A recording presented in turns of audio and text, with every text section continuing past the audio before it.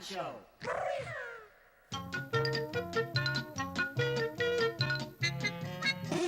Hello, how are you? My name? It's kind of irrelevant, isn't it?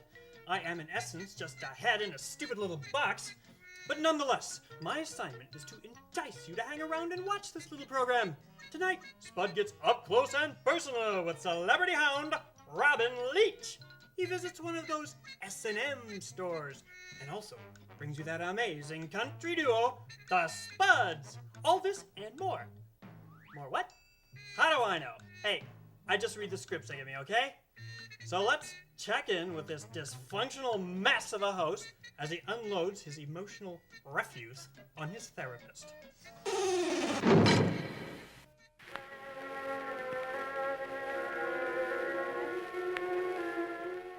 Jealousy is non-productive, Spud. You know that. It will inhibit your personal growth. Maybe, but I look around at my peers on TV and I don't get it. How come they're famous and I'm not?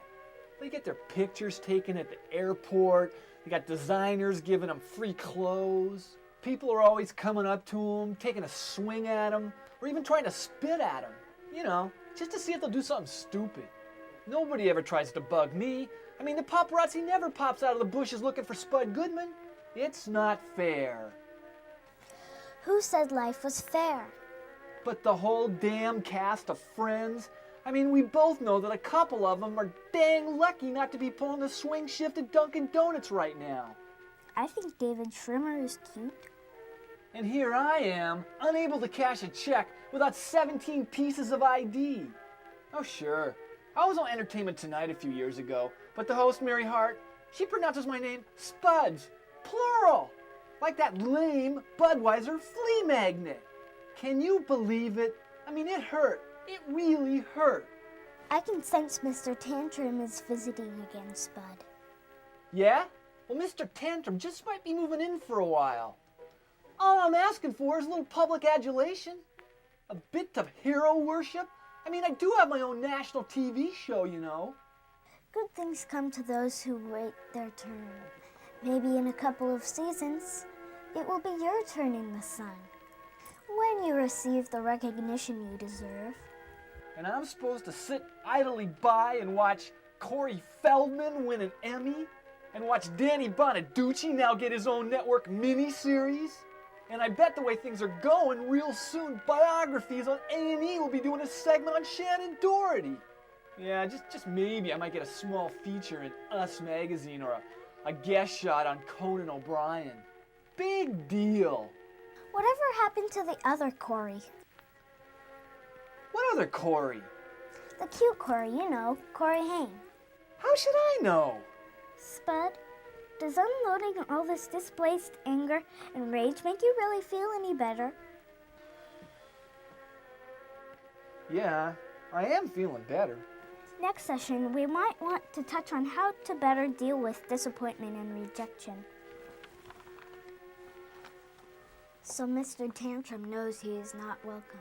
Yeah, but I gotta tell you, Mr. Tantrum's a heck of a lot more fun than Mr. Mature Adult. Look, we should agree to disagree on this. You know, we can't stand each other, so who cares whose fault it was if the marriage went down the toilet? When my baby Spud becomes a major TV star, they're going to write books about his childhood. Tabloids will be digging into his past. Hard copies going to be interviewing his grade school teachers. I want to make the public record clear. You were a terrible father and husband. Hold it, Cobra Tongue. Here's a chance for us to make some major bucks. You know, we could charge these vultures thousands for an exclusive interview. You know, the kid can say that we sold him for what? A couple of bottles of Mad Dog. You are disgusting. History will show that you are responsible for Spud being so dysfunctional. The kid can barely tie his shoes or dress himself. Yeah, so he's a little slow in the skills department. You know, he's no different than the rest of the morons on the boob tube. You know, if they all had to take an SAT test, the only thing that'd be on the air are those pseudo-intellectuals on PBS. I want you to promise me you're going to go back to Las Vegas or wherever you're hiding out. I won't rat when those loan sharks come looking for you. Well, off the record, it was Sparks, Nevada. What a town. You know, they worship Sparky Goodman there. I'm a legend, a god. Aren't you a little old to be a pimp? Very funny, Spider-Woman. You know, I teach private lessons in how to play video poker, and I am the best. You just stay away from my baby. This is the Spud Goodman Show.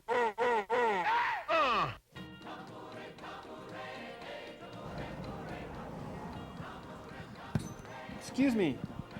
How you doing? A friend of my dad suggested I come down to your place of business. Do I need like a parental permission slip to hang around here? We don't have an age limit. All right, super. You know, really why I'm here is to confront my personal demons, because places like this, and no offense, women like you, what's your name? Elisa. All right, super. You kind of give me the willies. You think you could like help me out here? I'm trying to overcome some things. Well, first of all, you can't have the spatula in here. You have to put it behind the counter. Don't freak out here. Stick with the plan. Get in, get out, and no one gets hurt. Really? I'll get someone to help you just a second. All right, that's Vicky? super. Is she gentle? Excuse me, the name's Vicky, right? Yes. Okay, gotta ask you a personal question. Okay. Would you ever be attracted to a simple guy in Dockers? Or would that special man in your life have to be into leather and enjoy being bound and gagged? As long as he's licking my boots, I don't think it matters what he's dressed. Okay. Well, I'll let that one go. The holidays, let's talk about the holidays. Thanksgiving, Christmas, how do the grandparents deal with the S&M scene? Well, I don't mind dressing up for the holidays as long as my lover Guido's restrained during dinner. I think I'll leave that one alone also. You know, for a total robo-dominatrix, she seems so caring and empathetic. Hey, if I was ever able to overcome my fears and paranoia about this kind of stuff, is there any kind of merchandise that would help me through the night? Yes, I think I could show you some things you might be interested in. What the heck is that? Well, these are restraints, so you can basically tie up your insignificant other I got a anywhere few you of like. those. Okay. Hey, I don't know about trying stuff on you quite yet. I gotta ease in. What are you doing? I'm putting a collar on you. Maybe I should have called for backup, but I guess it's a little too late for that now, isn't it? Okay, can I ask you a personal question? Is there anything at all that makes you uncomfortable, anything that gives you the creeps of the willies? Yes, people that don't know what they're doing. You know what you're doing? I hope you are. Yes, I do, little boy. Okay, super. One last question. Now that leather and you know, the S&M thing has gone mainstream, do you have any resentment for the wannabes in the suburbs? Is it kind of like the bikers have for the business guys on their Harleys on the weekend? I kind of see that. Well, everybody needs to start somewhere, but the only thing is some people don't know what they're doing, so they could get hurt. You don't resent me, do you? No. Okay, super. Where are we going? Well, you're coming with me. Okay. Do I have any choice? No.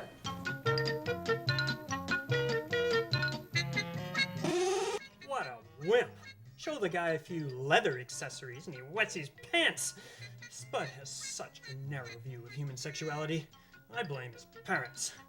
Anywho, let us now enjoy that supremely talented country mother-daughter duo, the Spudds. We'd like to do a song right now that's a beautiful love song. This is called You Make My Pants Pound. And I do not approve of it at all. It is trashy and smutty, and I do not approve. All right, Mama, that's enough. The night I met you, it was midnight. The drive-up window had a light. I heard your voice come through the speaker. You said, "Can I take your order? How about some fries?" I felt a tingling in my body as I drove up to the window like a shot. And as you handed me that Whopper, you touched my hand and smiled, and you said, "Careful now, it's hot."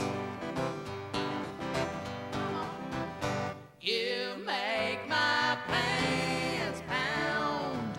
I must admit, there's tingling in my pelvis and there's throbbing in my heart.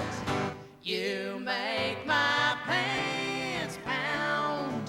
What can I do? And I'm losing all my fluids over you. How you like that song so far, Mama? I do not. I do not like it. Come on, just keep singing.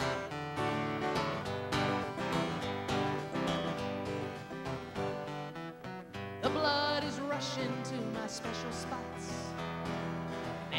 got my panties in a wad. They sweating, drooling, panting, oozing, feeling. It's either chemical or I've seen God.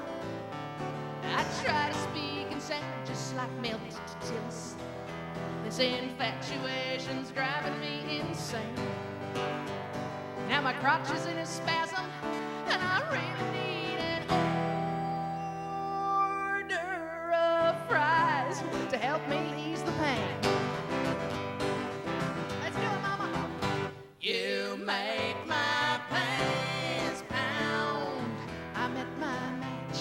I got a funky rhythm going, boom, boom in my head. You make my pants pound. What can I do? And I'm losing all my fluids over you. And I'm losing all my fluids. Oh, you.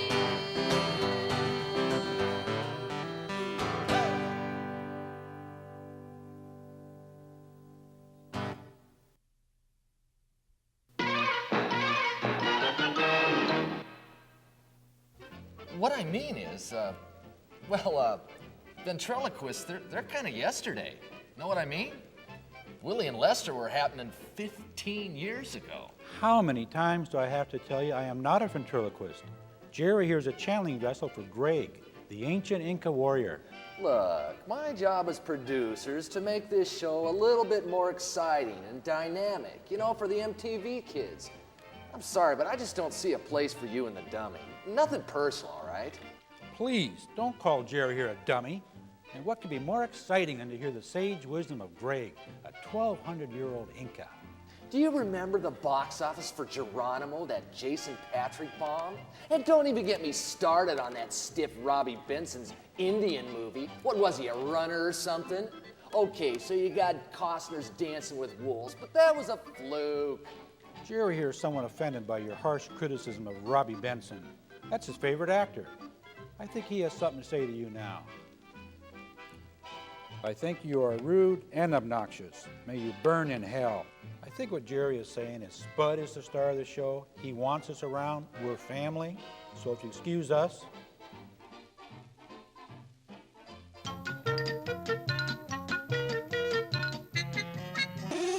You know, this next guy gets to schmooze with all those filthy, rich celebrities. But conspicuous consumption has never been my style. A simple plywood home, full medical benefits, and a lifetime subscription to Sports Illustrated, and I'm a happy head. It's all about perspective. So let's check in with Spud as he raps with Robin Leach. I gotta be honest with you, Mr. Leach, all right? Yep. I kind of lied to your people. Yes? I'm not really like rich and famous, because, you know... Thank goodness, because I'm fed up hanging around with all those people. I know. I'm still paying off my college student loans. So can we still do the interviews? Yeah, absolutely. I have this brand new show called Lifestyles of the Poor and Unknown, and I think that you're perfect for it. Well, thank you so very much. Hey, do wealthy people have to deal with stuff like acne and depression like the rest of us? Just curious. Of course. They just deal with it on a different way. It's true, you know, that rich people actually launder their shirts. Okay. It's amazing. It's quite true. But the difference between you and I in getting our shirts laundered, they have Federal Express pick it up, deliver it, and get it back overnight. Absolutely, positively. All right, super. Now, the book, I see you signing books here, the cookbook. I have no idea. But do rich people actually cook? I mean, do stinking rich people sit home and cook? Or was this written for the help? It is actually a complete scam, this book. It is only for the help. Where does Robin Leach go when he wants to pick out on junk food, then? I don't eat junk food. I've never eaten junk food. Never? No, sorry. Junk food to me is disgusting. It is why it's called junk food. Junk, i.e. trash, i.e. garbage. Wow. Garbage in, garbage out. All right, point well made. You look like what you eat. Are you serious? What the hell have you been eating? At least we have something in common. We both use English leather aftershave. Whew, man, this guy must have poured half a bottle on himself this morning. All right, red or white wine with tuna casserole?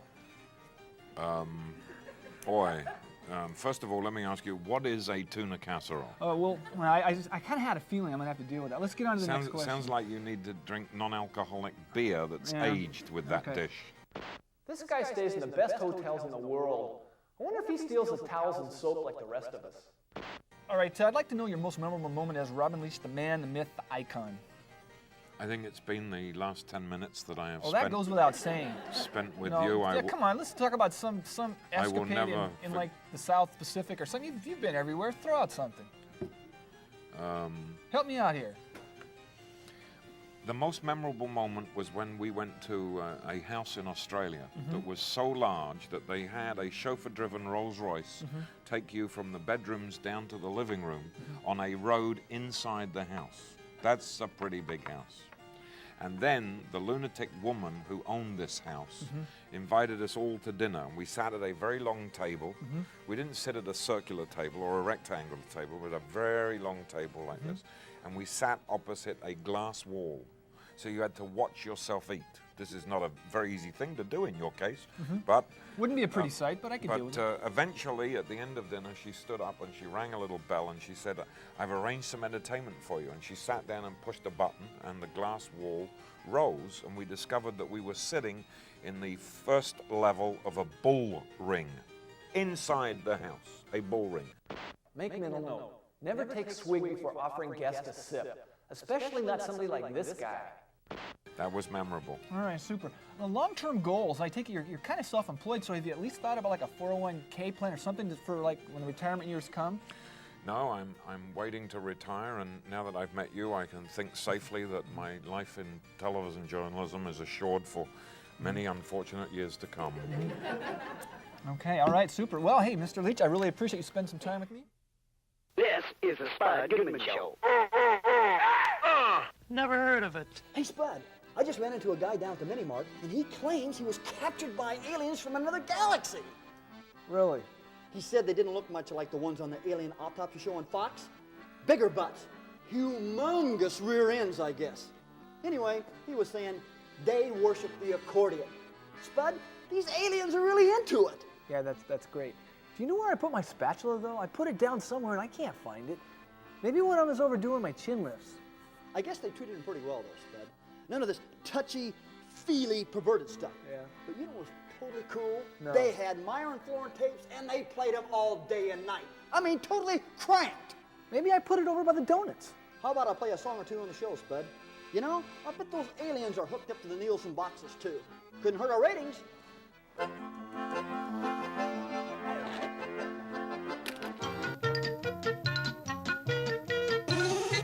Is it me, or is the accordion the work of the devil? Ah, never mind. As we ride off into the sunset, let us check back with that mother-daughter country duo extraordinaire, the Spudds. And you all look for us again next week, you hear? I got a vamoose. Well, it's 58 year of my big prom. Lived across the tracks, 9 sisters and mom. She kept us fed by taking in the laundry. I had no prom dress and I was complaining. I counted the days, only one remaining. Could we do enough wash to buy that pink chiffon?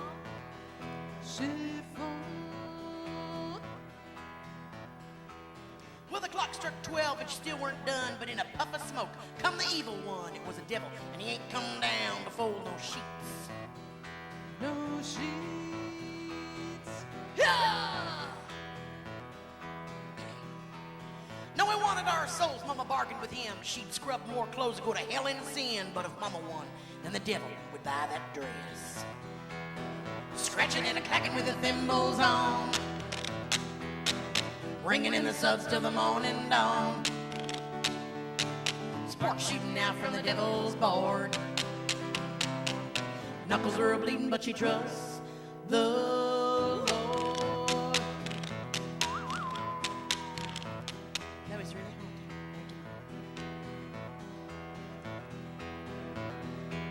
Well, at 2:45, Mama was a wreck, battered and broken, but his neck and neck. And I thought to myself, was my cause a selfish one? Well, yeah.